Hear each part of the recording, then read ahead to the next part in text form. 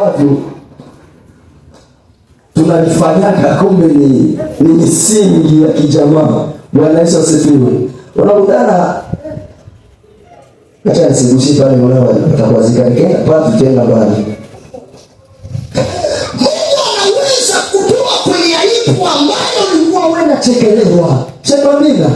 Baadhi ya watu walikuwa wanakucheka. Baadhi ya watu walikuwa wanakusahau.